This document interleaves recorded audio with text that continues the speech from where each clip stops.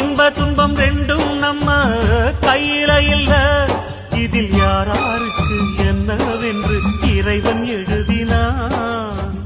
கல்லடிய வாங்கிக்கணும் காய்ச்ச மறந்தான், சொல்லடிய தாங்கிக்கணும் நல்ல மனந்தான். இங்கு காயம் பட்ட நெஞ்சம் இது உறங்க முடியுமா? என்ன வேலை அது என்ன வேலை, மன நிம்மதிதான் இங்கு என்ன வேலை.